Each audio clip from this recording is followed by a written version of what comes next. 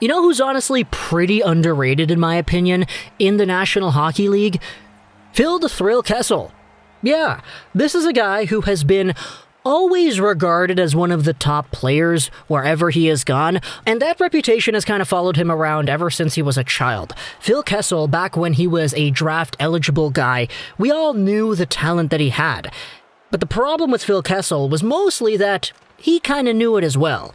Which is why when you see Phil Kessel going out there, being the best player out there on the ice, you can say to yourself at times, wow, that was awesome what Phil Kessel did right there. A good snipe, a good play, whatever. But there are some times when you go out there and you see Phil and you're like, man, what is this guy doing?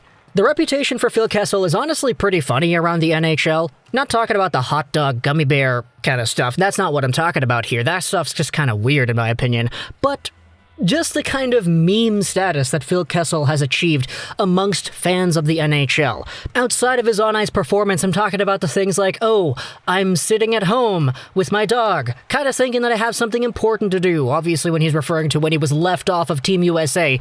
I believe Justin Abdelkader was placed onto the team that year, and Kessel was not. And he tweeted that out when they were losing in an important game or whatever. And I think Team USA, if I recall correctly, were actually really upset that he tweeted that because he's not on the team and he's making salty comments about not being on the team. Stuff like that, right? The meme status behind Phil Kessel. Because this guy, as a Bruin, as a Leaf, as a Penguin, and as a Coyote, has consistently been very good. And that is kind of just the general way to put it. I mean, look at the numbers. They speak for themselves. 43 points in 56 games this season, with 20 goals in a shortened season with the Arizona Coyotes, who weren't really all that great, leading the team in points, as he sometimes does. Pretty good. You've probably seen the Steve Dangle video from back when he was traded from Toronto to Pittsburgh. 6 years! This was the guy who led the team in points, and he was a point-per-game guy. Sometimes, not all the time, but sometimes, still a guy who never really had a number one center to play alongside of, so they tried, Tyler Bozak and all that with him. It never really worked out. Eventually in Pittsburgh, he's got Malkin, he's got Crosby, he really only sticks with Bonino because the HBK line is honestly really good. But still, he gets there, he does really well. Point per game guy, important freaking guy in the postseason. You can see the numbers here of Phil Kessel in the playoff wins. 23 points, 25 games in 2017, 22 points in 24 games in 2016. Yeah, quite important.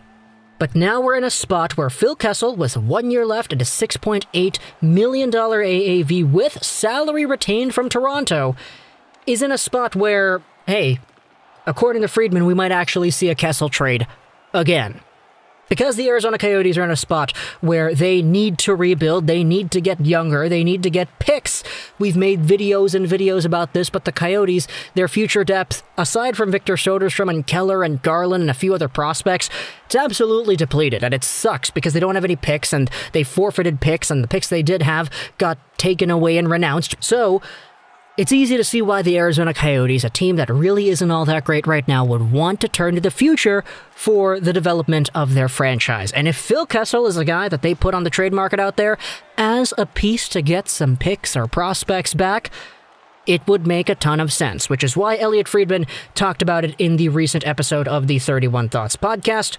It's just kind of interesting, because if there are any teams out there that need a right-handed scoring forward who really just has such a unique skill set, he can snipe it like the wind, he can just go up the wing with speed and just do whatever it is that he wants, but there's a reason why Phil Kessel has that meme status reputation. We all know he scored his 900th point the other day against the San Jose Sharks, but after that moment, the memes just started to flood in. There was the picture of Phil Kessel holding the 900 puck, and people were photoshopping hot dogs onto that, and people were saying, oh, congrats, Phil, chow down, or whatever. And for the play itself, you can see the video on YouTube. Phil Kessel gets the pass up in the neutral zone, comes in on a breakaway, and he scores. And the top comment says, classic Phil the Thrill, just floating around in the neutral zone. Phil Kessel's got this really strange reputation amongst NHL fans, and it all kind of stems from the fact that we know that he can be extraordinarily good some nights, which is why he almost got 100 points with the Pittsburgh Penguins. And sure, he is playing with the Penguins, but still, 92 points in 82 games is nothing to scoff at, especially since this guy was a point-per-game guy a few years ago.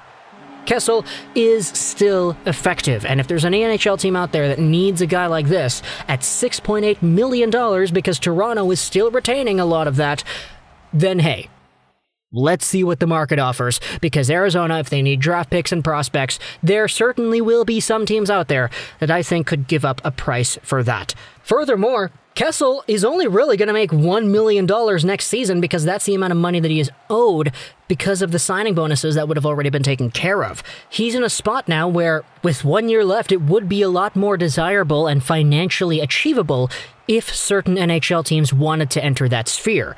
Finally, though, talking about Phil Kessel and this entire thing, let's go over onto NHLTradeTalk.com because they have themselves an article talking about the entire Kessel situation. This is what the ending part of the conversation reads. I wanted to read this out here on the channel. Part of the discussion comes out of the news that the Arizona Coyotes and head coach Rick Tocchet have decided to part ways. Many have looked at the relationship between him and Phil Kessel, even dating back to when they were together as part of the Penguins, and wonder if Kessel would be open to a move now with Tocchet gone. And I mean, Kessel's like 33 years old or whatever it is now. He certainly isn't getting any younger, but he still is an extraordinarily talented guy. I think at the very least exploring a trade and asking around, bringing that conversation up to other NHL teams would be valuable if you're looking towards the future, so go at it, Arizona, I guess. As to where Kessel would probably be fitting, I mean, any team would probably succeed with a very capable 20, maybe 30 in a full season goal scorer like Phil Kessel, especially for a guy who was playing on a team that was as poor as the Coyotes. Place this guy on a contender and boom, see what he can do to your franchise. Look at what he did with Crosby and Malkin. That was pretty good.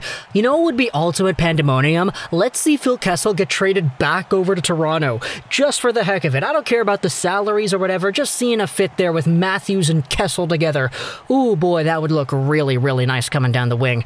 And of course, I'm obviously joking here. I don't think that would actually happen. I don't think Kessel would accept a trade to Toronto of all teams, but just kind of cementing the fact here that there would be playoff caliber teams that I think could get a very big boost from Kessel and his services. So talk to me in the comments what you think about this entire situation here. Friedman noting that the Coyotes might trade Kessel. If you're a fan of a team that's not Arizona, would you want Kessel on your squad? As well as what the max price would be if you indeed wanted to explore a trade for Kessel. It might not be the Jack Eichel piece that people are looking for, but hey, this is a guy who, as a rental option, might be seen as a pretty valuable piece. So let me know in the comments all your thoughts about that, hypothetical trades, etc. I hope you've enjoyed this British Rolls 99, and bye.